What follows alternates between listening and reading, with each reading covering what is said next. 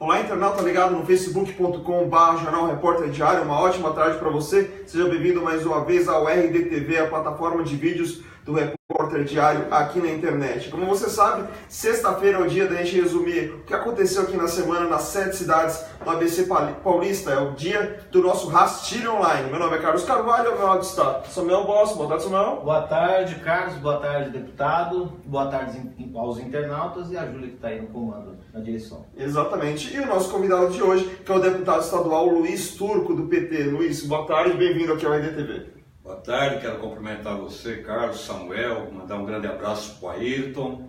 É um prazer estar aqui no RD, Repórter Diário, para a gente fazer esses comentários aqui da semana, conversar um pouco sobre o estado de São Paulo, falar um pouco do nosso mandato. Um prazer muito grande estar aqui com vocês. O prazer é nosso, e lembrando que não só a gente vai participar desse rastilho, mas você também pode participar com perguntas para o deputado, com as suas opiniões, através da caixa de comentários dessa live. Eu sei que tem muita gente aí compartilhando em grupos, compartilhando com os amigos, com os familiares aqui no Facebook. Porém, se você quer que a sua participação venha até a nós e seja compartilhada com todo mundo, é só na caixa de comentários dessa live. É uma semana especial, uma semana onde 2 cidades da nossa região estão completando aniversário, Diadema e Mauá, um feriado nas duas aí, parabéns a ambas, e que são destaques da nossa manchete da versão impressa do Repórter Diário. Em aniversário, Mauá e Diadema têm causa à saúde. A gente exemplificando os problemas que existem nessa área nas 2 cidades. Infelizmente, a gente sabe que é um problema crônico no país, é difícil encontrar um lugar que está com a saúde minimamente, com mínima qualidade para a população, e Diadema e Mauá tem esses problemas, principalmente em relação aos seus hospitais, o Nardini, o Hospital do Piraporém em Diadema, que muitas vezes não tem recursos, não tem investimentos necessários para conseguir atender a população da melhor forma possível. No caso de Diadema, até pior, que o prédio nem é dela, o prédio do INSS, o prefeito está tentando aí um financiamento com a Caixa de quase 125 milhões para fazer um novo hospital na região da Avenida Ulisses Guimarães, mas ainda não saiu nada em relação a esse assunto. O projeto até, inclusive, chegou na Câmara, o projeto de autorização para o Executivo pegar esse empréstimo, mas é cada vez mais complicado essa falta de investimento.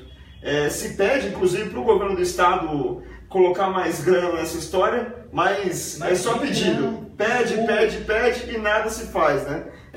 Provavelmente esse tipo de problema chega também no seu gabinete ali a todo momento, né? Não, com certeza. Acho que um problema da saúde é um problema crônico que não é de hoje, né? É um problema nacional que não tem uma cidade do Brasil que a gente não debate essa questão da saúde.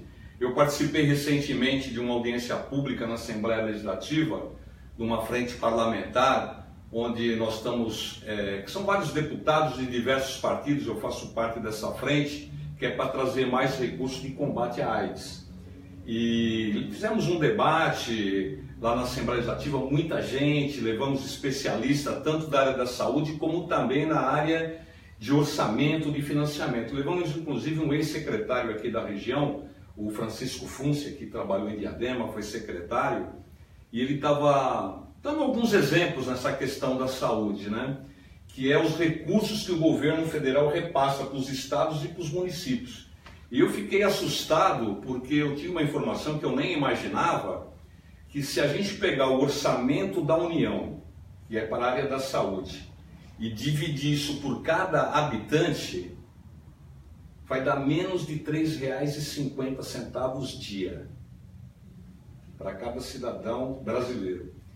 E na verdade, não tem subsídio nenhum. E se você pega o transporte, por exemplo, o transporte ele é subsidiado na maioria dos municípios, nos estados, né? E a passagem é mais cara proporcionalmente à questão da saúde. Então, nós precisamos reverter isso. Quer dizer, a saúde, evidentemente que sem saúde ninguém, você tem que ter, né? Você tem que ter as mínimas condições para poder sobreviver, ter uma velhice, né?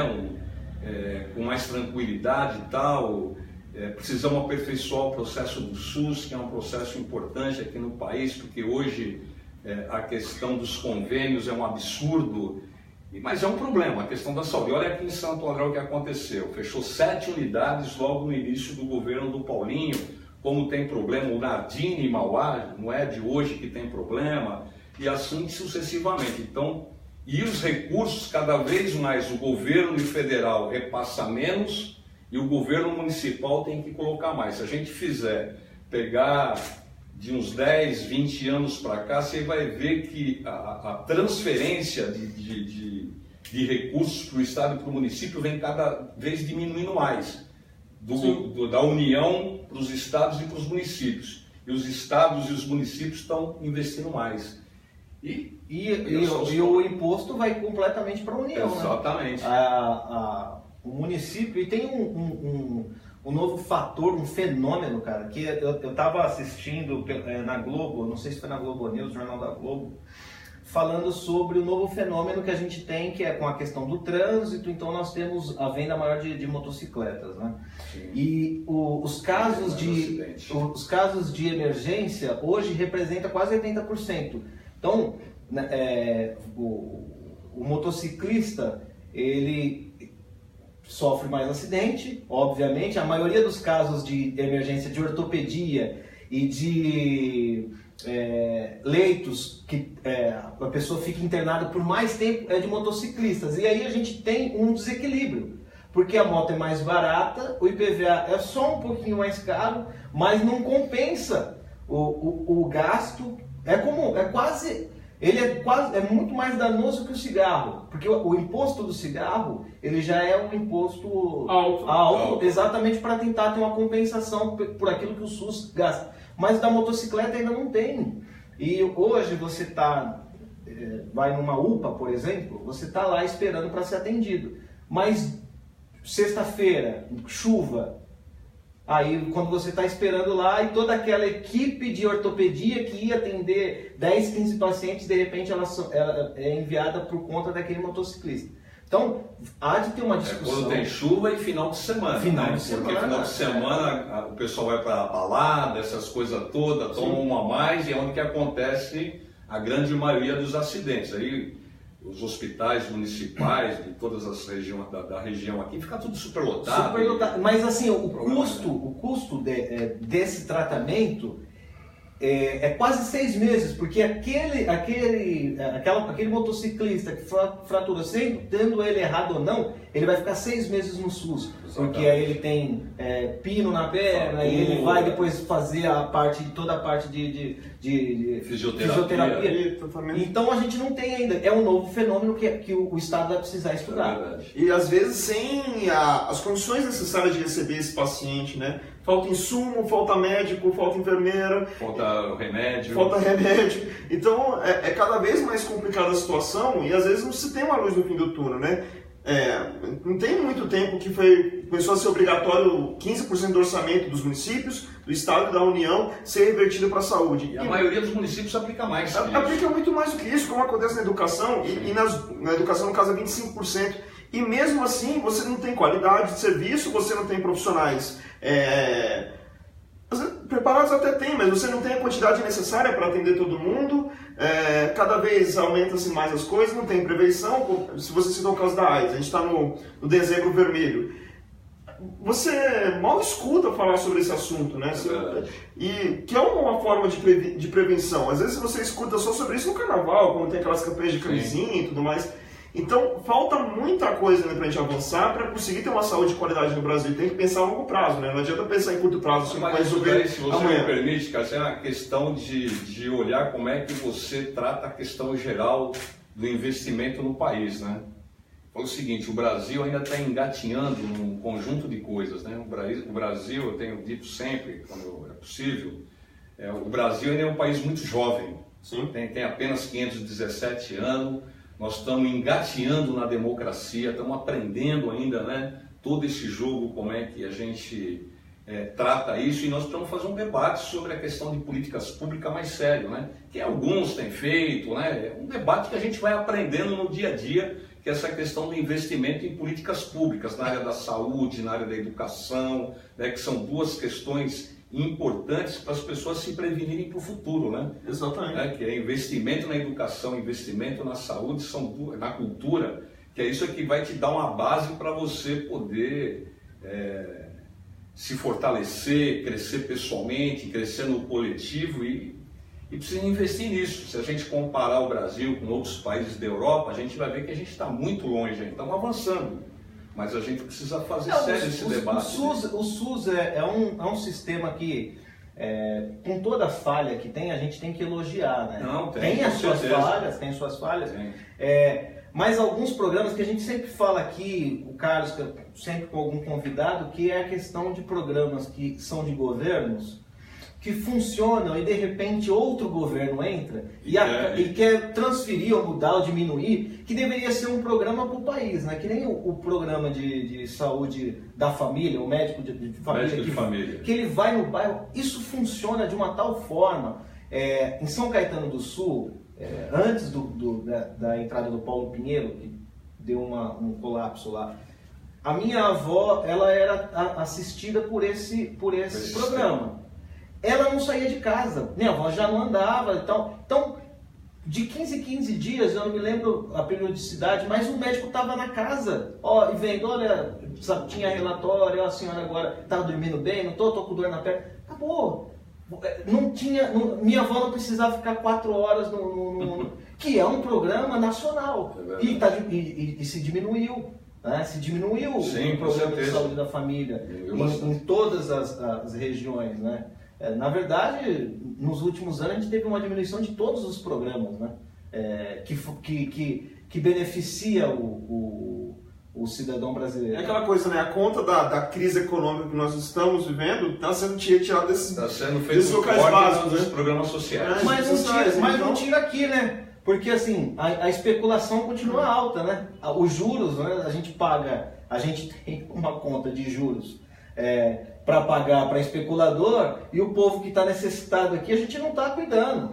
E isso aqui não é eu não estou fazendo aqui uma tese de esquerda, não, estou falando da realidade. Né? Você tem pessoas que falam mal do Bolsa Família, por exemplo, né? Porque lá no Nordeste, mas quando se colocou o Bolsa Família no Nordeste, eu que sou de família nordestina e fui lá no Nordeste nos anos 90, 2000 e depois, a evolução que você tem de pequenas cidades que eram vistas só como uma cidade rural, com um mercadinho, e daqui a pouco você vê uma geração de emprego por conta disso, isso diminui o tratamento de saúde. Nós tivemos um problema grave, né? Que o que você está colocando foi a mudança de governo que nós tivemos nesse último período, né? Então, os cortes de políticas sociais que houveram depois de 2014, que nós do PT chamamos depois do golpe, que é isso que é a realidade, acabou. Então você tinha médico de família, você tinha os médicos que vieram de fora, então fala médico cubano, mas não era só cubano, você tinha médico de diversas regiões da América Latina que estavam aqui no país. Né? Que é um demérito falar médico cubano como se cubano fosse abaixo do E apesar do embate econômico, é um dos melhores lugares de medicina do mundo. Isso daí é a questão do preconceito. Lá em Cuba, eu tive a oportunidade de visitar Cuba algumas vezes, e lá você tem um médico de família, você estava dando exemplo de São Caetano, mas eu tive a oportunidade de ir lá. Lá tem a plaquinha na casa do médico de família da rua tal. Então é aquele médico que cuida desde a criança até a idade adulta, entendeu? Isso funciona muito bem lá, mas isso não é o debate aqui, mas é só para dar um exemplo.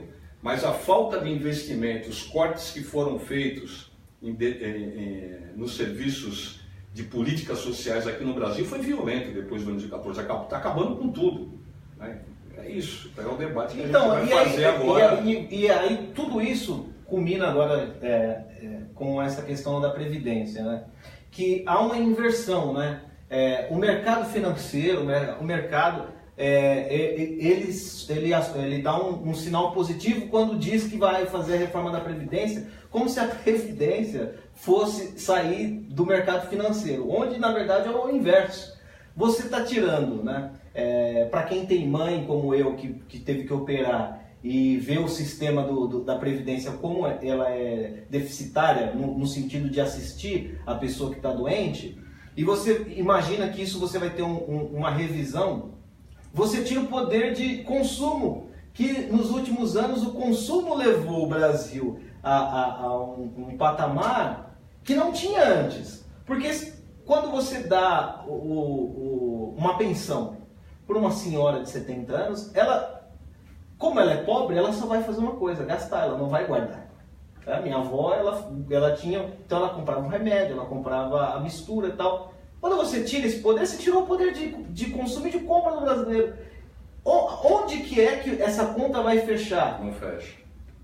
Você estava falando sobre a questão de trânsito anteriormente, o Ricardo Scaravelli está falando aqui. Em Santo André, o fundo de trânsito se investe em uma educação de trânsito medíocre e com pouquíssimos resultados práticos. Que é outra situação, né? Educação de trânsito também faz parte de saúde preventiva, se você for pensar bem, né? Se você ter educação no trânsito, respeitar as regras, respeitar quem está ali do seu lado, independente do veículo, ou se está a pé ou não, você também está ajudando nessa manutenção da saúde, né? Então, são vários e vários exemplos que a gente poderia dar. Só para o número que eu passei aqui, é 19 bilhões por ano no custo de acidente de trânsito. No país, então você imagina como é muita coisa. É muita coisa. O quanto isso não poderia resolver, por exemplo, a saúde, que a gente está falando tanto aqui, né? E essa semana a saúde foi protagonista, assim, do noticiário aqui da região, por causa das demissões, dos pedidos de demissões, tanto de Santo André quanto de Mauá dos seus secretários, né? Ana Paula Penha Dias. Depois de muita pressão interna, principalmente do que o Turco estava falando no início, né, do fechamento das 7 unidades de saúde por causa do programa Quali Saúde, que o Paulinho disse que vai reformar esses locais e tudo mais, ela teve muita pressão e essa semana finalmente foi aceitado o seu pedido de demissão. Como eu digo finalmente, porque ela tentou várias vezes. A prefeitura, inclusive em nota, disse isso, que ela por várias vezes tentou pedir demissão do cargo, o Paulinho segurou até onde pôde, mas essa semana não deu. Ana Paula Penha Dias saiu por motivos pessoais, segundo a carta de demissão dela. E em Mauá, o Márcio Chaves, no mesmo dia, entregou a sua carta de demissão ao Paulinho Serra, ainda não sei se o Paulinho Serra, o Alex Átila, tô bem hoje, hein? O Átila Jacobus, ele pediu essa semana a demissão. Que foi a mesma novela, pelos mesmos motivos, mas só que de uma forma diferente, né? A ingerência que ele alega que tem lá dentro da Secretaria de Saúde, que ele não conseguiu comandar direito, ele não conseguiu ter nas mãos o poder de fazer aquilo que estava planejado, no caso do Márcio, né? Ou seja, cada hora é um problema diferente que vai acumulando. E outro ponto da saúde essa semana que foi pauta foi a ocupação dos ex-funcionários da Fundação ABC em Mauá na Câmara. Mais de 500 demissões. Mais de 500 demissões que até agora as multas, as decisões não foram pagas. E esses profissionais, esses profissionais que estavam na Fundação ABC, eles precisam desse dinheiro, então eles querem saber de onde vai sair. A prefeitura diz que pagou todos os repasses para a fundação diz que a prefeitura está devendo mais de 150 milhões, quer dizer, cada hora tem uma história, e esse povo que foi demitido, que tem direito a essas decisões, não vê a cor do dinheiro. É uma coisa que nem a gente mais sabe o que dizer sobre esse assunto. Né? Não, mas a questão da demissão, ontem mesmo eu tive a oportunidade de falar um pouco disso, quer dizer, acho que a Ana Paula deve ter os projetos dela, enfim, como você mesmo falou, ela já pediu demissão algumas vezes, principalmente depois daquele episódio que aconteceu aqui na Câmara Municipal, né, que foi com o fechamento das unidades de saúde, teve protestos aqui na Câmara Municipal, aconteceu toda aquela confusão, enfim. E a partir dali iniciou-se, acho que ela repensou, né, quer dizer, eu fico imaginando, né, o que passa na cabeça dela, que é uma pessoa que, até onde eu sei, eu já tive a oportunidade de conversar com ela, logo no início do mandato teve uma questão pontual do Estado, que eu tive uma reunião com ela aqui na Prefeitura, aliás me atendeu super bem, tranquilo, e agora ela também nunca tinha trabalhado em serviço público, né? Então acho que ela estava com outros projetos, aí eu não sei, mas é um direito dela, né? Ela que vai cuidar dos projetos dela, e evidentemente que o governo aqui vai ter que pensar em alternativas, porque a questão da saúde aqui em Santo André não é diferente da região que nós estamos comentando aqui, né? Com o fechamento das 7 unidades de saúde, eu tive a oportunidade de visitar algumas unidades de saúde, dessas que foram fechadas, para saber de fato se as reformas estavam acontecendo ou não. Infelizmente eu não vi reforma nenhuma, né? Eu acho que teve um exagero por parte do governo, eu acho que foi precipitado, principalmente no caso do centro de especialidade, que é um centro que tinha sido recém-inaugurado há pouco tempo, no final do ano. O governo anterior tinha sido, foi entregue com todo equipamento novo, tudo pintado, tudo organizado, e fechou com o argumento que ia reformar. Então, acho que foi um equívoco do governo, isso criou um impacto muito grande na cidade, vocês sabem disso melhor do que eu, né? A cidade inteira comentando, a Câmara Municipal debatendo isso. Na verdade, a questão da saúde aqui em Santo André praticamente foi a pauta desse ano aqui na Câmara Municipal e na boca aí do povo que usa o sistema público de saúde, né? Então, acho que isso daí foi muito ruim para a cidade, né? Agora vamos aguardar para que, de fato, né, o prefeito consiga recuperar essas unidades, porque a população precisa muito. Você vai ali, por exemplo, no Jardim Santo André, na UPA do Jardim Santo André, uma das regiões mais populosas que nós temos aqui na cidade, uma população extremamente carente, né? Você só tem unidade da Vila Luzita que não dá conta nem da Vila Luzita e que passou a atender também o pessoal do Jardim Santo André, senão o pessoal tem que se deslocar para vir para o centro de Santo André. Então criou um conjunto de dificuldades.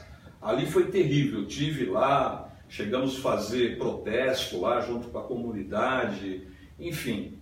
Eu acho que foi um tiro no pé que o prefeito fez. A gente, quando aconteceu o fato da Câmara, que a Ana Paula teve na Câmara, que aconteceu aquele programa. Isso, que era para ter uma audiência pública na Câmara, a princípio seria uma audiência pública no plenário, para ter a participação da população, mas acabou sendo na sala de reunião dos vereadores, portas fechadas, acabou tendo uma briga ali envolvendo ela, o Almir Cicote, que é o presidente da Câmara, o Williams Bezerra, então e aí o Cicote, com direito a Bel e tudo. Aí o Cicote chegou a dizer, né, pede para sair e tal. E eu me lembro que a gente estava aqui numa discussão, eu, você, o Baena, e eu não me lembro quem era o convidado no dia.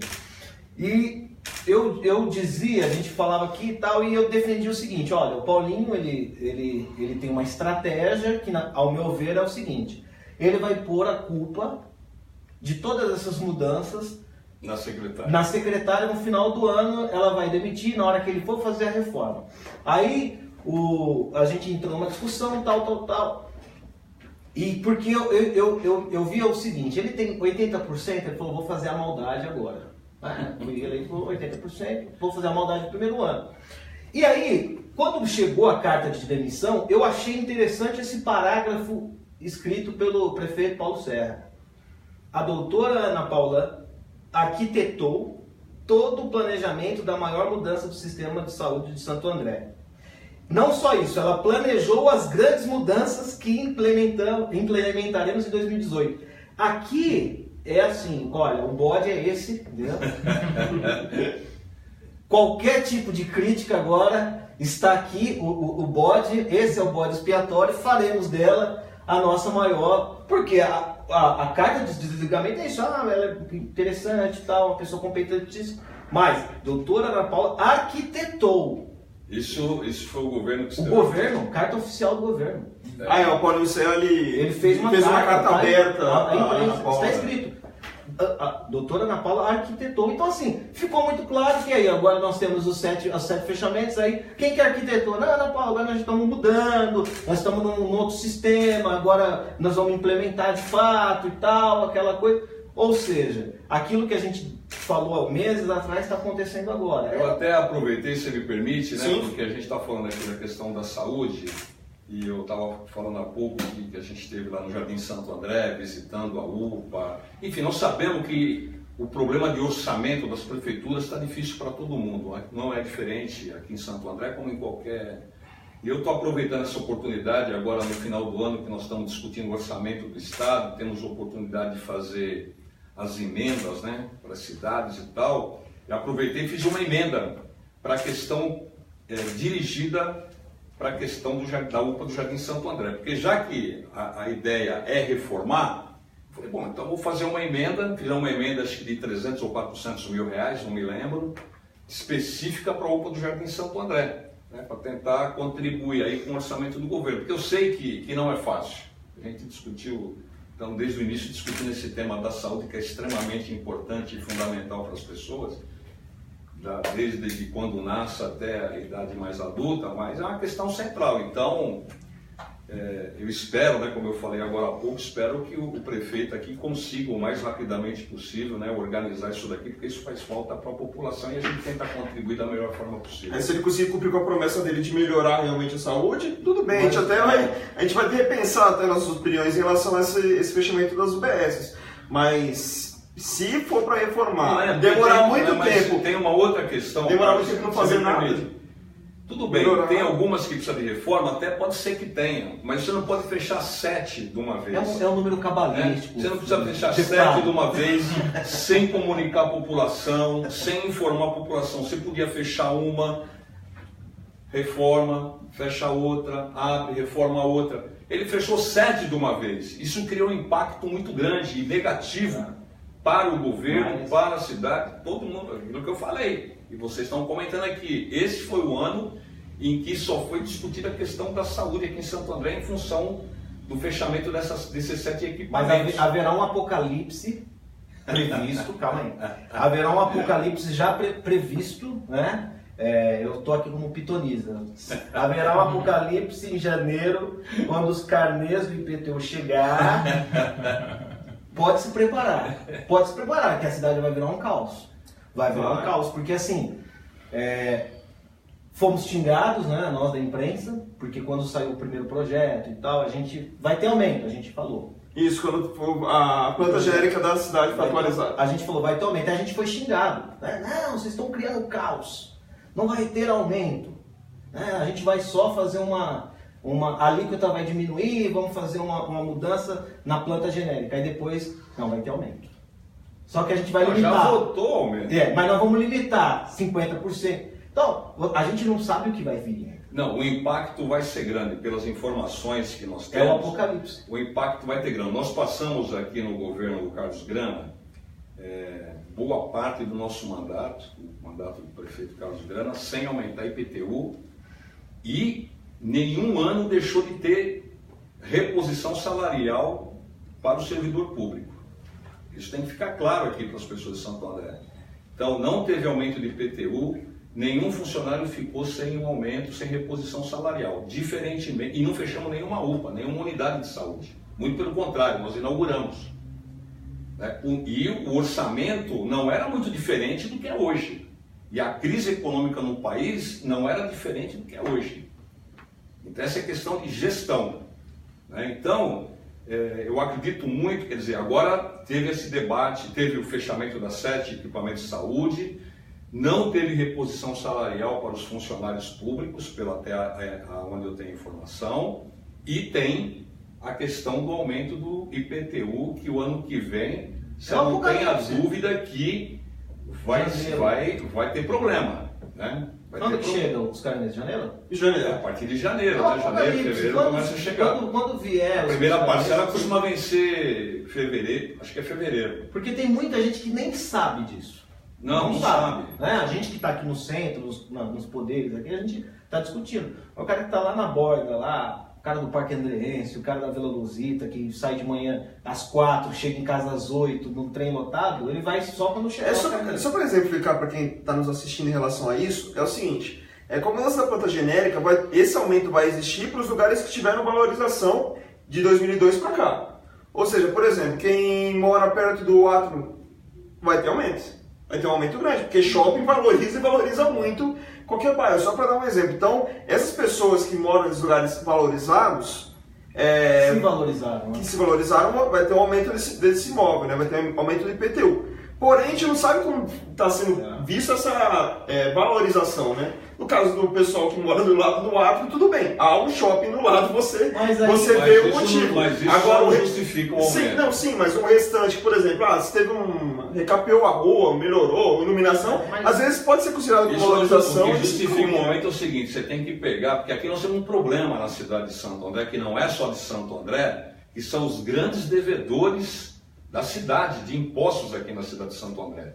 Você tem um conjunto de especulação aqui na cidade, de terras, de terrenos, de alguns estabelecimentos, empresas que não pagam impostos aqui na cidade. Então, isso é um problema que acontece em nível nacional, no estado e nos municípios. Aqui em Santo André é diferente. Então, na minha opinião, teria que ir para cima disso aí. Essa é uma questão. Quer arrecadar? Está com problema? Então vamos para cima. Vamos para cima. É tirar de quem tem mais para dar para quem tem menos. Essa é a lógica. Mas de um governo justo. Eles de um governo justo assim, né? De um governo justo é isso. Então você tem aqui grandes empresários aqui na cidade que estão devendo milhões de reais na prefeitura de Santo André. Isso tem que ficar claro para a população de Santo André. Você tem no governo federal grandes empresários que não contribuem com seus impostos de seus deveres e que no fundo é o que dá ordem para o governo. Isso não é diferente aqui em Santo André, não é diferente no estado, não é diferente no nível nacional. Então essa lógica nós temos que mudar. É óbvio que todo mundo tem que pagar imposto. O fato de ter criado o Shopping Atrium aqui no bairro, na Vila América, não significa que o cara que a casa dele enche de água ali, só porque fez o shopping vai aumentar o imposto dele. Está errado isso. Então nós temos que ter justiça social. A palavra é justiça social. Nós temos que ver como é que a gente trabalha isso.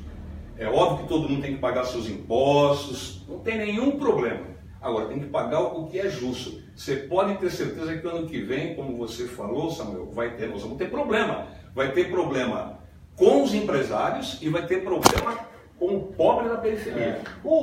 A questão maior, assim, que nem se justifica o Atrium, né? Mas eu até eu debati isso. Eu debati isso. É um exemplo, mas é o mais claro. De imprensa, mas eu sempre trabalhei mais com opinião do que com só de fato levar a notícia de uma forma ampla.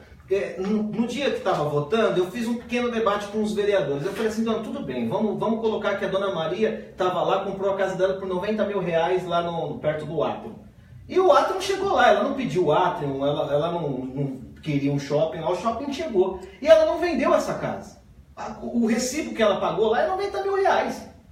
Agora está valendo 500 mil reais e ela... Mas eu não tenho culpa. E ela não vendeu ainda, para dizer que a casa dela vale 500 mil. E não vai vender porque é só uma especulação de que vale 500 mil reais, mas vender. Quando ela for vender, não vai vender por isso.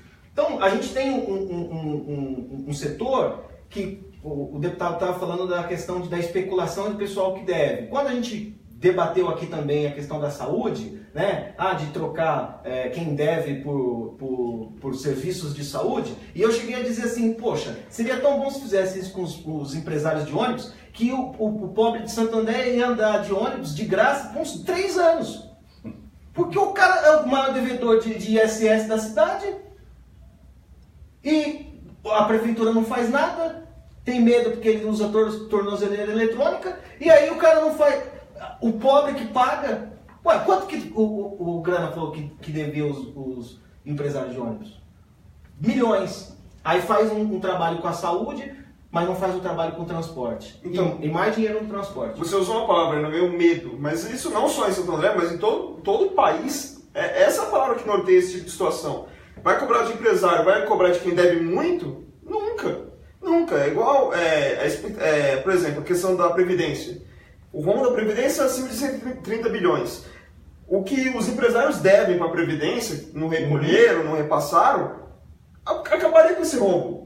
O governo federal, algum governante teria coragem de chegar assim, tá bom, cobrar esse pessoal, mesmo que parcele, mesmo que faça entre aspas um refis para que isso aconteça, não vai fazer. Não vai. É difícil.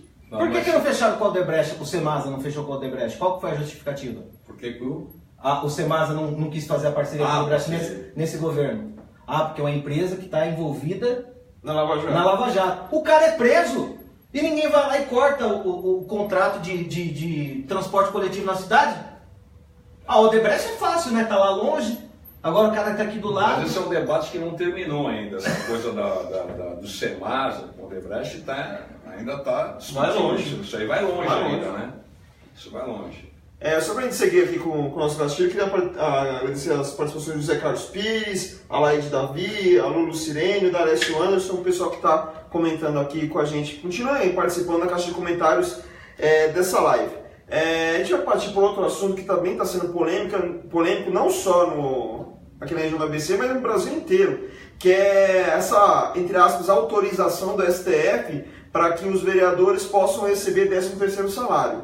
que foi votado em Ribeirão Pires na semana passada. O amigão Doro esteve aqui, a gente comentou um pouquinho sobre esse assunto e até a gente questionou ele porque no caso de Ribeirão vai valer inclusive para ex-vereadores. Ex-vereadores vão ter direito a 13º. E agora as demais cidades também estão começando a votar. Mauá votou essa semana. Um dos motivos também da invasão, da ocupação do pessoal dos ex-funcionários da Fundação ABC também foi isso, a votação do salário. Em outros municípios isso já está em pauta, porém está um medo danado de como isso vai ser recebido pela população. Muitos estão cogitando aprovar essa lei, porém valendo só para a próxima legislatura, a partir de 2021. Uma das situações mais complicadas é que a gente não consegue entender o que se passou na cabeça do STF para... Não, foi uma decisão do colegiado. Mas eu acho que foi ideia dele. Pode ter certeza. Mas a decisão foi o seguinte: a cidade de Alegrete, no Rio Grande do Sul, aprovou 13º salário para os vereadores, secretários, vice-prefeito e prefeito. A Justiça do Rio Grande do Sul barrou essa situação. Então foi em recurso atrás de recurso, chegou no STF e que deu essa autorização para Alegrete. O Alegrete e assim agora. Criou justificativa. Alegrete geral. O Alegrete nacional hoje. Para as câmaras e agora está se fazendo essas votações. Ribeirão já votou, Rio Grande da Serra também já votou, Mauá votou essa semana. As demais câmaras não se sabe se vão votar ou não. Santo André não vota porque entrou em recesso, ou seja, se vir alguma coisa só no próximo ano. As demais cidades, sabe-se lá Deus se vão votar ou não, lembrando que a maioria vai ter a última sessão, vão ter a última sessão essa semana, menos Diadema, que ainda tem uma sessão na outra semana. Mas é uma situação complicada, né? O que passou na cabeça do STF? Eu não faço a menor ideia, mas isso é uma questão que a gente vem debatendo nos bastidores, a própria imprensa também já discutiu algumas questões parecidas com essa. Nós temos que... É um debate que já vem ao longo dos anos e a gente que eu digo, o Congresso não consegue fechar. Se trata da reforma política. Nós temos que fazer uma reforma política séria no Brasil. Nós estamos com vários problemas. Temos quase 40 partidos. Você tem essa questão do fundo partidário. Tem Câmara que tem X vereadores, tem Câmara que tem Y vereadores.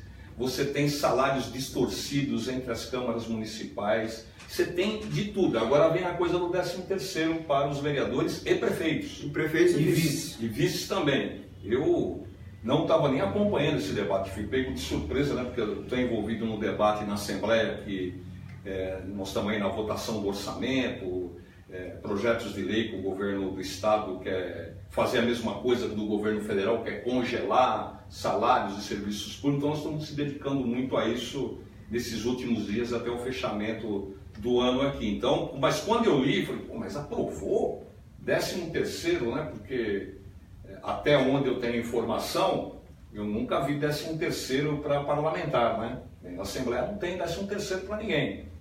Nem para o governador, nem para vice, nada disso, né? E aí eu vi esse negócio e falei, caramba, isso vai dar uma confusão. E por que aconteceu esse negócio em Mauá? Lógico, o cara manda 500 pessoas embora, tá todo mundo ferrado, desempregado, sem receber, e você aprova 13º, porque a imagem do político hoje, ela já é complicada. Hoje, se você sair na rua, conversar com qualquer cidadão comum, o cara não quer nem saber se você... Falou de partido, falou que você é vereador, deputado, qualquer coisa.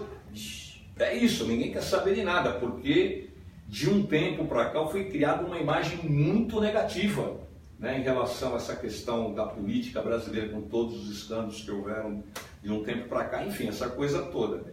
E ainda os caras vêm e aprovam um negócio desse. Eu acho isso uma loucura total, né? Mas isso a gente só vai resolver a partir do momento, né, que a gente fazer um debate sério sobre a reforma política, sobre a reforma partidária, porque aí você tem uma coisa que é geral para o país inteiro, né? A distorção que existe entre o número de vereadores de algumas cidades para outras cidades, eu conheço bem porque eu ando bastante no estado de São Paulo, é uma coisa de maluco. Você lembra aqui em Santo André, nós fizemos esse debate há pouco tempo atrás, na gestão anterior, foi feito se aumentava o número de vereadores aqui na Câmara ou não. O que eu acho que aqui em Santo André caberia o aumento. Pois é, mas assim, aqui nem acabou votando, né? Eu lembro que a gente debateu isso internamente no PT, tinha uns que eram contra, outros eram a favor. né? Porque aqui em Santo André, a lei orgânica dizia que o vereador tinha que votar para aumentar ou não. Diferente de São Bernardo, por exemplo, que a lei orgânica não precisava fazer com que a Câmara votasse. Então a ordem de lá já caía direto para cá, passou e todo mundo ficou quieto. Só escolheram um número que... Exatamente. E aqui o foco virou para Santo André, né? Que é a cidade mais próxima, não sei o que, aquela coisa toda, e foi esse debate. Mas isso não é só, isso é geral, né? Então, eu não sei, sinceramente, eu não li o texto tal sobre essa questão do Supremo, não sei quais são os argumentos que levaram o Supremo a autorizar as câmaras municipais a fazer esse debate e com a possibilidade de aprovar o 13º para as câmaras e para os prefeitos e vice, mas eu acho que não tem o menor sentido. O maior problema não é a proposta, né? Porque o Supremo Tribunal Federal e fralda de criança a gente nunca sabe o que esperar de dentro dela. Mas o grande problema é o cara pegar isso e colocar de um dia para o outro. Que é aí que você vê a maldade. Não, e tem outra, né? Que poxa, é maldade, né? 5 anos é retroativo. Retroativo. Porque assim, Mauá entrou na pauta assim, foi aquela coisa assim de achar que existe um otário, né? Querendo a imprensa, não comunicar a imprensa ir atrás para tentar saber qual que é a pauta de hoje, eu não sei. Só aqueles projetos que chegam com urgência no meio da sessão, ninguém tem acesso, porque, por exemplo, se você acessa a ordem do dia em Mauá, na sexta-feira você já sabe quais são os projetos que vão votar, é muito bem organizado o site da Câmara de Mauá, mas em nenhum momento você encontrava um projeto dos salários. Inclusive, era para ter votado na terça-feira, como houve ocupação, tiveram que chamar 2 sessões extras na quarta e na quinta para aprovar rapidamente essa questão dos salários. Essa coisa de projeto de urgência, essa questão de projeto de urgência é normal. Na Assembleia acontece muito isso. Você tem a pauta do dia, né? O que vai entrar em pauta para debate. E de repente o governo manda um projeto em regime de urgência, né? E aí o pau quebra, né? Porque então, apesar de a gente ser uma oposição pequena, né, em relação mas a gente, entendeu? Vai para cima. Pô, e no caso, mas muitas vezes, mesmo que minimamente, essa pauta chega. Sim, vou dar um exemplo. Aqui na Assembleia é diferente, lá a imprensa não cobre. Não cobre, infelizmente. A gente tem esse meia-culpa aí. Mas, por exemplo, a questão... Vocês, viu? Não, sim, é de outras esferas. Mas, por exemplo, Diadema, a questão do hospital. A obra, todo mundo sabe ali há pelo menos 2 anos. O projeto chegou com urgência especial essa semana, não acabou só sendo lido, não foi votado. A primeira votação deve ocorrer na semana que vem, mas pelo menos você soube disso. O projeto de incentivo fiscal em São Bernardo, que a gente vai falar daqui a pouco, é um projeto que todo mundo já sabia há alguns meses. Entrou com urgência.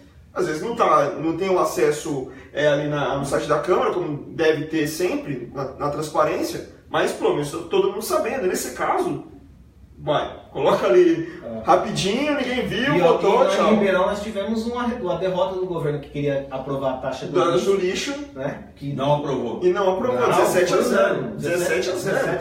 Foi o Kiko levou para casa uma bola quadrada. Eu queria só dizer aqui o Dom Ernesto Guevara, nosso colega, apresentador, um abraço aqui. Gente boníssima. Segunda-feira vai ter show dele lá no Dom Leone, é isso? Opa! D'Alessio Anderson também dizendo que seu mandato é um mandato popular. A Lucirene dando boa tarde. O José Carlos Pires falando de Ribeirão Pires lá, sobre a questão da taxa do lixo, que não foi aprovado, mas o 13º foi. Oh, meu Deus do céu, a gente está passando por um momento, cara, que assim, o Tiririca diz que... eu gostei que o Tiririca, ele puxou a fila, né? Porque ele renunciou, aí depois veio a Ana Paula Dias, depois o Márcio Chaves. Naquele dia a gente já podia pedir música no Fantástico, foi 3 logo de uma vez. Mas a gente vê que cada dia no Brasil vê uma coisa nova que a gente parece que é brincadeira. Pleno final do ano de crise, ano que fala que nós precisamos cortar na carne, e vem 13º. Aí vem taxa do lixo, aumento de IPTU. Parece que a gente está em outra realidade. E pior que no caso do 13º salário, como é uma decisão do STF, ninguém sabe se pode deixar de lado ou não. Você imagina essa situação. Então, pode não aprovar. Então, eu já conversei com alguns presidentes de Câmara nesse meio tempo sobre esse assunto, e eles mesmos tinham dúvidas. Porque a vontade deles, pessoal, é falar, nem vota. nem vota. Alguns falam, é melhor não votar, vai ser uma queimação grande para eles, politicamente. Mas eles não sabem, vai que eles não votam, aí vem o STF ou alguém fala, tem que votar. Aqui em Santo André não vota mais esse ano. Não vota mais esse ano, mas... E aqui em Santo André eu acho que sempre tem mais dificuldade que as outras câmaras. Vocês que acompanham as câmaras municipais aqui da região, aí eu acho que Santo André, o debate ele é diferenciado em relação às outras câmaras municipais aqui da região do ABC. Eu acho que aqui sempre tem mais dificuldade, sempre tem mais debate, eu acho que é mais... Apesar de todos os problemas que nós temos, mas ele acaba sendo mais politizado. Eu também acho. E tem uma dificuldade, que nem a questão, por exemplo, do aumento do número de cadeiras ou não aqui na cidade de Santo André, foi feito esse debate, chegar à conclusão, por um motivo ou por outro, que não ia aumentar.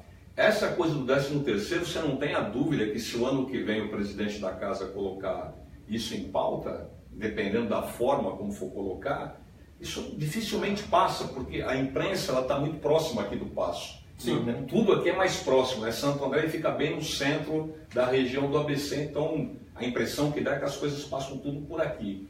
E eu acho que vai ter muita dificuldade. Acho que no caso de Diadema também, Diadema, pelo menos 3 legislaturas não consegue aprovar o aumento de salário dos vereadores. Quer dizer, chegou na legislatura passada, chegou a aprovar, então, só que a pressão do povo, o povo literalmente fez uma pressão para que eles tivessem ecoassem na decisão. Existe uma lei, né? Você tem assim, toda mudança de mandato, que nem o ano que vem vai ter eleição. Então, os atuais deputados federais e senadores, eles que vão aprovar qual vai ser o salário do próximo presidente e o salário dos deputados. Isso, sempre a próxima legislatura. Aí tem uma ordem cronológica, né?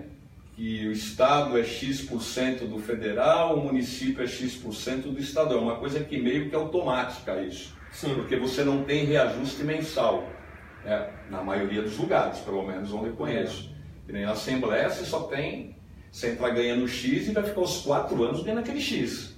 E se for reeleito, aí tem o reajuste. O bom é que, assim, de todos, quem sofre mais, porque assim, tudo passa pelos 3 poderes. Sim. Mas quem sofre mais são os políticos. Não, o povo, mas assim, quem sofre mais nas pauladas é o político. Porque o STF vai lá e reajusta o salário dos juízes e servidores, pum! Ninguém vai lá fazer protesto Eles vão na porta da Câmara. Isso, mas o juiz vai lá, puf, dá... Quem sofre mais é a Câmara, que está muito mais próxima ali no município. Então, assim, o vereador sofre e tal. Mas isso também não tira o papel deles, porque eles poderiam muito bem falar assim, não quero. Muito pelo contrário. Não quero, 13º, não é momento, mas aí faz um projeto de urgência, esse projeto de urgência vota rapidamente. Vamos ver o que vai acontecer nesses últimos dias, né? Ainda tem tempo para algumas câmaras votarem esse projeto. Ou tomarem tenência e deixar isso quieto. E a taxa do lixo parece que já está povoando também a cidade de Mauá, né? É verdade, mas isso já tem um bom tempo que a gente escuta essa história de uma votação de taxa de lixo em Mauá, que agora não chegou. Que o Ozelito faça os mesmos protestos que ele fez no ano passado, quando tentaram aprovar, né? Vamos ver agora se ele vai ter protesto de Ozelito.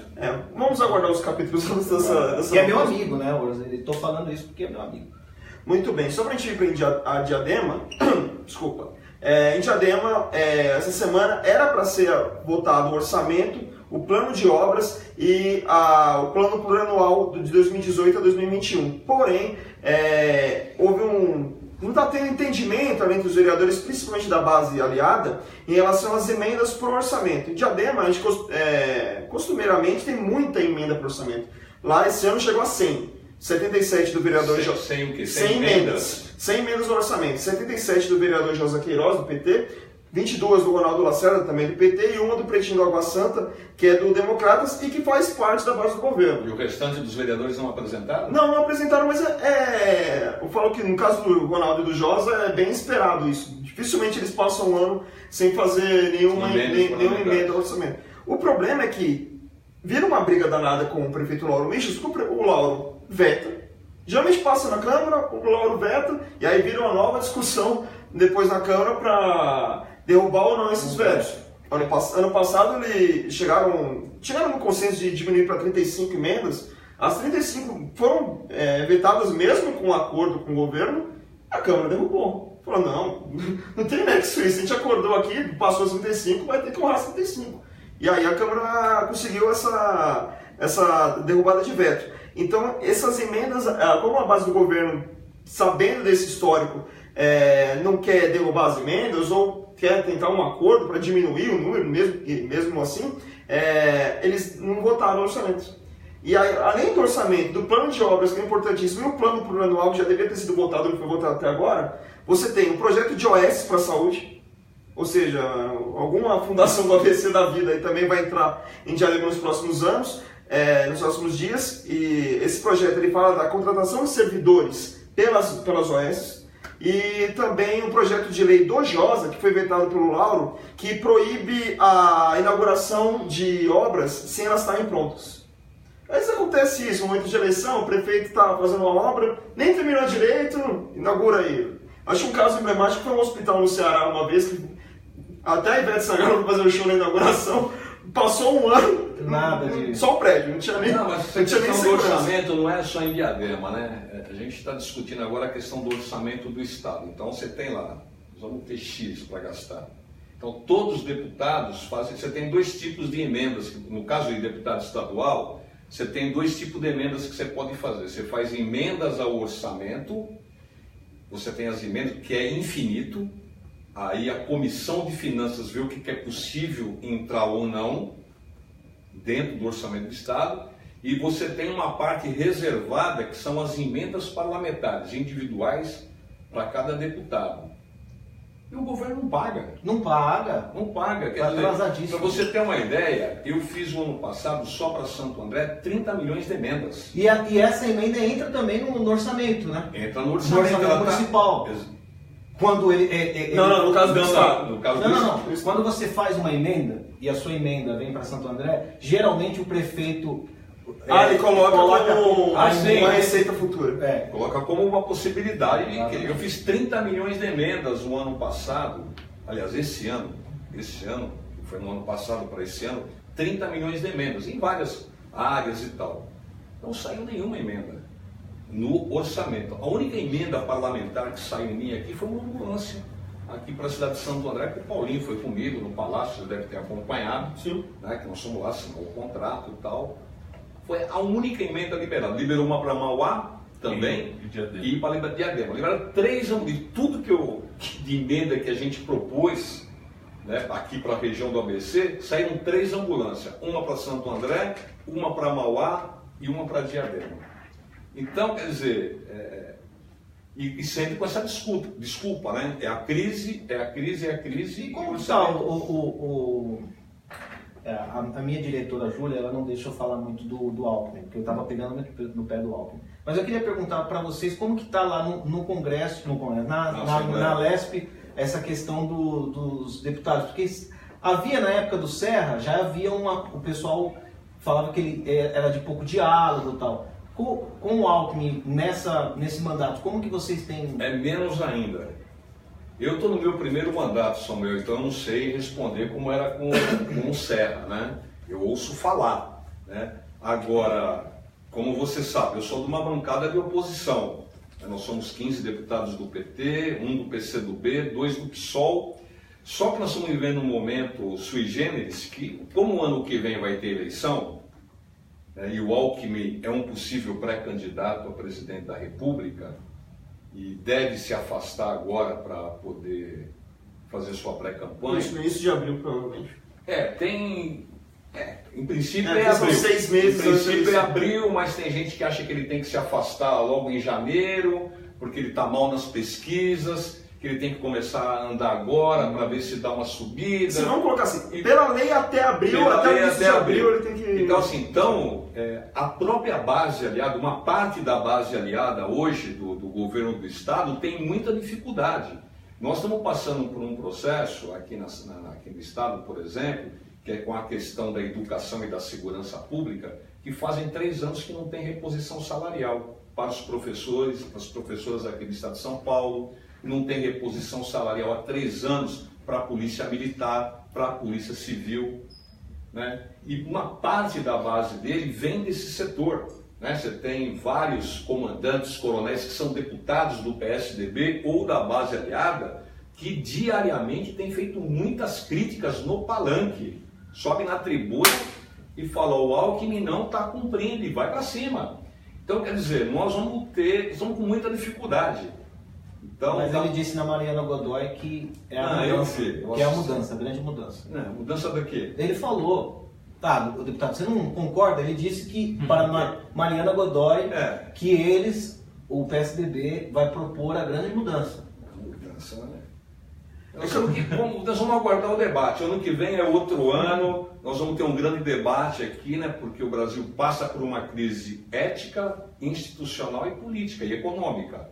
E nós vamos debater isso o ano que vem. Estamos debatendo já, mas o ano que vem é um ano eleitoral. Então você vai ter vários candidatos a presidente da República, os governos dos estados que vão debater. Nós que vamos ser candidatos, vamos debater isso com a população. Agora, o PSDB não tem proposta, essa que é a grande verdade, né? A proposta que ele está fazendo é a mesma proposta com o Temer, que é acabar com todos os projetos sociais e serviços básicos que a gente tem aqui no estado de São Paulo, porque 3 anos sem reposição salarial para os professores. Essa semana mesmo eu tive a oportunidade de visitar algumas escolas. Eu faço parte da Comissão de Educação na Assembleia Legislativa e a gente está vendo o caos que está a educação aqui no estado de São Paulo. Tanto na questão salarial, mas não só.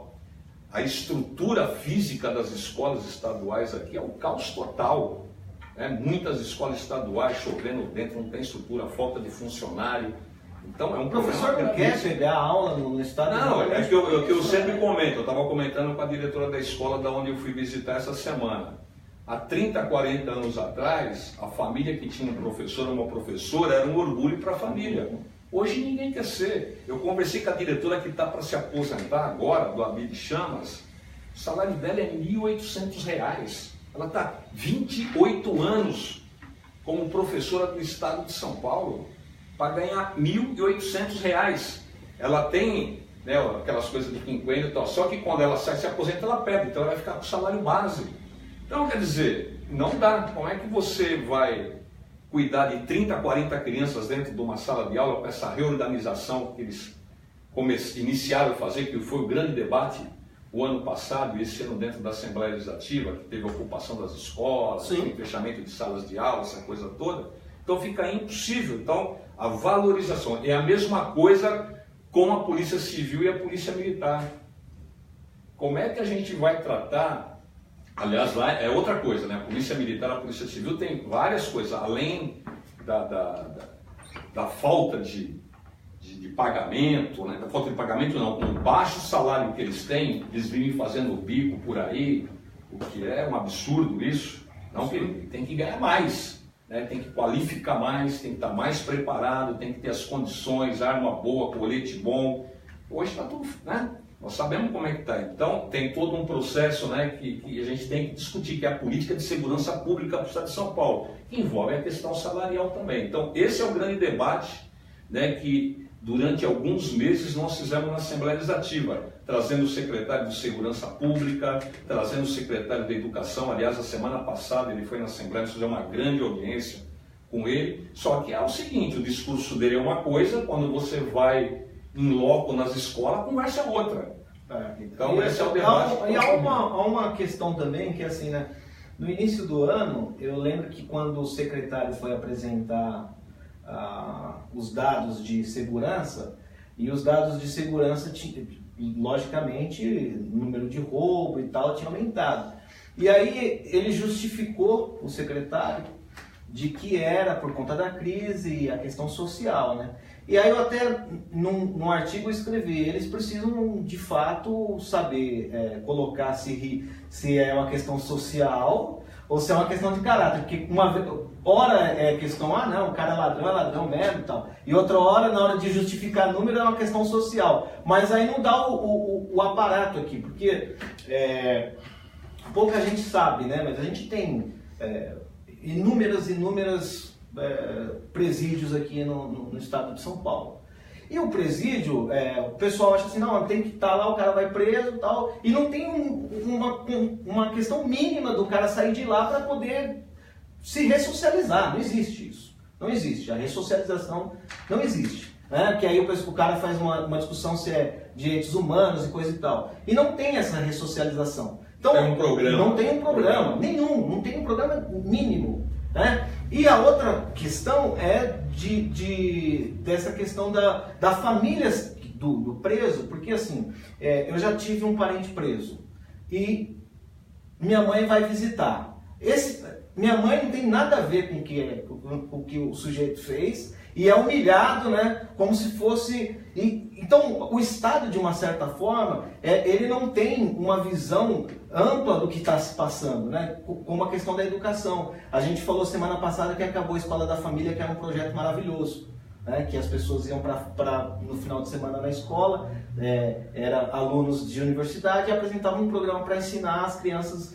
Opção de esporte, de lazer, de cultura. Acabou esse programa. Então assim, vão se acabando alguns programas que são interessantes e vão se colocar, e cada vez mais a gente está entrando nesse discurso fácil, né? Que o problema da escola é porque nós temos professores de esquerda, um exemplo, né? Que hoje a discussão não é mais a questão programática, é a questão de se o aluno vai sair de lá, se ele vai sair de lá um Che Guevara ou se ele vai ser um Bolsonaro dentro da escola. Sendo que não se ensina ideologia em escola.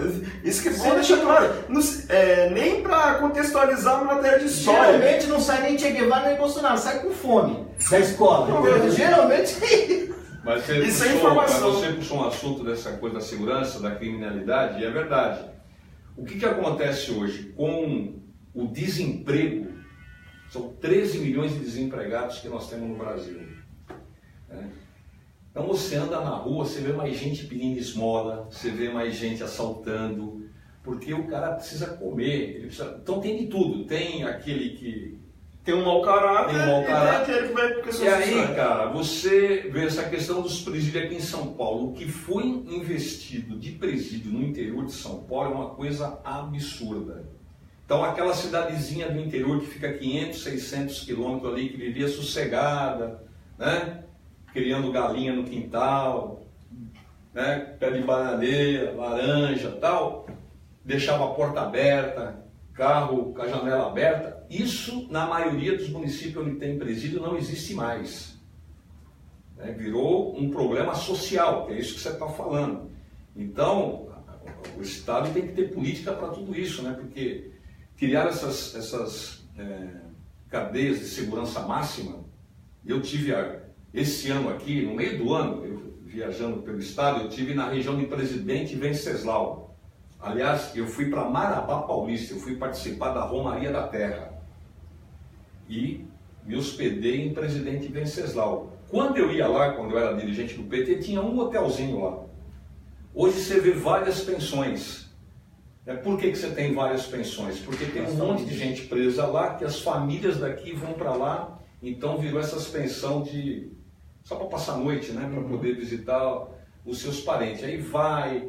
Cara, a cidade virou uma confusão. Não estou, pelo amor de Deus, né? As pessoas têm que ir lá visitar seus parentes, seus direitos, comer e tal. Agora, só que esses locais não estavam preparados para isso. Então são municípios que normalmente têm uma receita muito pequena, depende muito só do recurso do governo do estado, do governo federal, não tem recurso lá, porque não tem empresa, não tem nada. Aí de repente começa a receber mais E aí você começa a criar problema social. Então, quer dizer, acho que é isso mesmo, tem uma política geral que você tem que... Quer dizer, o ônus chega, né? O bônus não. E pega celular dentro da cadeia, que é uma beleza, cara. Você vai aqui no Acre não funciona. Você podia fazer um ali ou no shopping de Mauá. Mas dentro da cadeia, funciona a cabeça. Os caras ligam pra você e falam que você ganhou o prêmio do Faustão, do Luciano Huck, que sua irmã tá presa. O Wilson de Souza tá mandando um abraço pra você. Obrigado, Wilson. Um abraço pra você. O Souza mandando um abraço pra você. Bom, de pauta, terminando do ABC? Não, só tem mais um que eu disse que ia falar sobre a do campo, da lei de incentivo fiscal que foi aprovada essa semana na Câmara. Só para explicar mais ou menos como é essa lei. São descontos para empresas desconto no IPTU para empresas que gerarem vagas de emprego novas. Então, por exemplo, se a empresa gerou no mínimo 20 vagas novas de um ano para o outro, que vai ser a comparação de um ano para o outro. Se ela gerou 20 novas vagas, ela ganha 5% de desconto no IPTU. Se ela gerou acima de 1.000 vagas, ela ganha 30%. Tem uma tabela, inclusive, está disponível no nosso site, reporterdiario.com.br. A gente espera que dê muito certo O inverso podia ser aprovado também, a pessoa que é desempregada ganha esse desconto. Esse desconto, né? Seria bom para elas. Mas esse projeto de incentivo já estava sendo conversado há alguns meses pelo prefeito Orlando Morando com os empresários e foi aprovado essa semana. Vai valer a partir do ano que vem. Na verdade, assim, a partir do ano que vem vai ser feita a avaliação e os primeiros descontos a partir de 2019.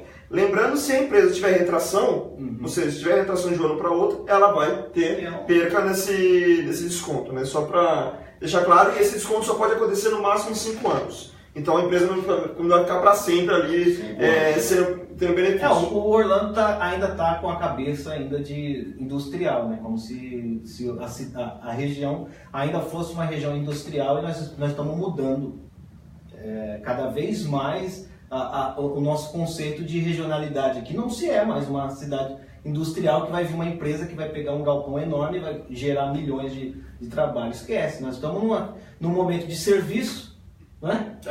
Tecnologia e esse cara que gera tecnologia, que põe um escritório, o escritório dele, do tamanho dessa sala aqui, ele trabalha em casa, ele só tem o escritório ali só para reunião, e esse cara gera muito mais emprego do que imaginar que vai vir. Mas eu acho que nós tivemos várias experiências importantes aqui na região do ABC, né? Eu me lembro, acompanhei bem desde quando o ex-prefeito aqui de Santo André, Celso Daniel, que era um prefeito que tinha visão de futuro, discutia o futuro, né, daqui da região e tal, né? Foi na época que teve a oportunidade de lançar o consórcio, a agência regional, que são espaços para debater essas questões, né?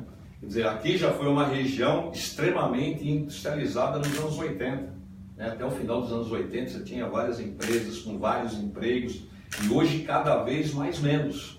O interior aqui do estado de São Paulo ganhou muito espaço para isso. Você vai na região de Sorocaba, na região de Itupeva, na região de Jundiaí, você vai vendo que várias empresas multinacionais de automobilística estão tudo ali, por causa dos incentivos, enfim, por causa de espaço, tem um conjunto de coisas.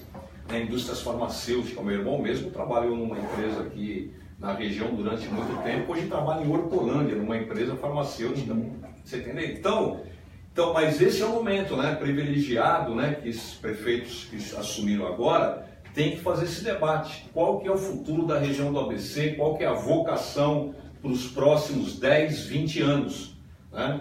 Nós temos aqui a oportunidade da criação do Parque Tecnológico do ABC, que é um debate que eu venho fazendo junto com outras pessoas aqui na região, que eu acho que é extremamente importante. Que virou uma novela em Santo André, desde a época do Aidan, né? Para discutir vocação, para discutir tecnologia, universidade, né? Que envolve, né, o poder público, envolve os movimentos sociais, envolve a indústria, envolve a universidade. Tive a oportunidade de fazer vários debates, né, com esses setores. Fizemos gestão dentro da Assembleia Legislativa para isso. Agora o consórcio tem que comprar essa ideia.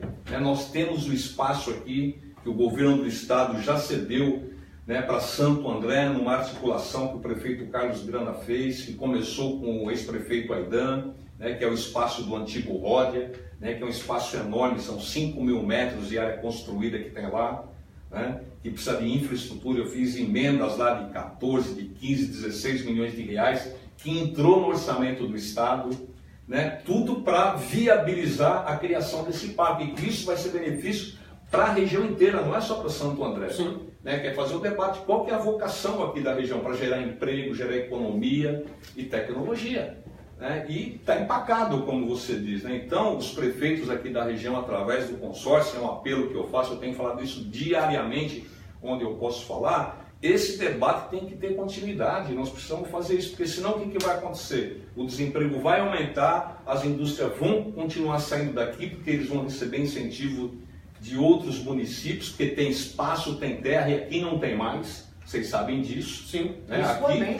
Então, quer dizer, eu acho que esse é o debate do momento. E além disso, pensar realmente nesse futuro, porque o Brasil está muito atrasado nessa questão de tecnologia, muito atrasado. Você dificilmente encontra um polo tecnológico no Brasil. Quando eu digo polo tecnológico, não de formatação que nem está sendo em Santo André, mas como se fosse o Vale do Silício. Mas você tem alguns polos aqui importantes. Você tem o do Vale do Paraíba, por exemplo, é fundamental, foi fundamental para o desenvolvimento da região e para o estado de São Paulo. Mas eu digo até para mais incentivo para essa área. Lógico. É uma área que... eu tive visitando em Sorocaba, que foi inaugurado faz pouco tempo, entendeu? Que é uma região que foi criada, que nem existia região metropolitana, foi aprovado agora, recentemente, a região metropolitana de Sorocaba, né? E lá eles criaram, né? Então, porra, você vai lá, é coisa de outro mundo, então as pessoas precisam conhecer. Eu sei que tem alguns prefeitos aqui, o próprio Paulinho Serra, o pessoal do governo já esteve visitando alguns polos aqui até para ter como experiência. Eu acho que nós aqui temos que ajudar. E aí não se trata de PT, PSDB, isso é uma questão para a comunidade regional. Nós temos que trabalhar para a cidade, né? E essas coisas a gente tem que estar em sintonia, porque se a gente levar na questão ideológica, nós não vamos para lugar nenhum. Então nós temos que pensar no bem-estar da população da região do ABC. Então eu estou debatendo isso, né? Fazendo apelo para todo mundo que está envolvido nesse debate para ver se a gente consegue avançar nisso, que vai ser bom aqui para toda a região. E que finalmente saia do papel essa história do polo tecnológico e não continue sendo uma lenda, né? Porque a gente vive falando sobre esse assunto, inclusive quando a gente entrevistou todos os secretários de desenvolvimento econômico aqui da região, numa série de entrevistas aqui no RDTV, a gente falava sobre esse assunto e todo mundo falava do polo tecnológico de Santo André. Só que, como não sai do papel, ninguém consegue falar mais de 5 tem alguns avanços aí, a gente precisa ver como é que vai ficar, né? Eu como parlamentar aqui da cidade de Santo André, né, estou no meu primeiro mandato, eu tenho feito o possível, tenho debatido isso dentro da Assembleia Legislativa, nos espaços que eu tenho. Eu coordeno a frente parlamentar da indústria química, que é uma questão central aqui para a nossa região, e tive a oportunidade de discutir com o Paulinho Serra numa audiência que eu fiz com ele sobre essa questão, sobre outros projetos que a gente apresentou aqui para a cidade de Santo André. Então eu tenho o meu limite, né? Meu limite qual que é? É apresentar o projeto, é apresentar a emenda, articular dentro da Assembleia Legislativa para constar dentro do orçamento do Estado ou para aprovar o projeto. É isso, meu papel é isso. Agora tem outras coisas que dependem muito dos governos, né? E nessa questão do parque tecnológico depende do conjunto aqui do ABC, não é uma discussão da cidade A, cidade B, cidade C ou da indústria A, da indústria B, isso é o consórcio. O consórcio ultimamente gosta de discutir o aumento do preço da passagem. E o Diadema não quer nem participar mais. Já saiu, né? Já saiu. Porque ele só ia lá para dizer quanto que seria o preço da passagem. Mas é um quê? Total. Será a discussão está voltando. Quais foram as últimas discussões desse ano no consórcio que nós tivemos? Hoje, por exemplo, inaugurou o Centro de Gerenciamento de Risco. Então, já é uma questão mais efetiva. O Escritório de Brasília. O que trouxe até agora? Segundo eles, o acordo com a União Europeia, com a cidade de Turim, provavelmente para investimentos em mobilidade urbana. Ainda não está cravado, mas sempre no transporte coletivo.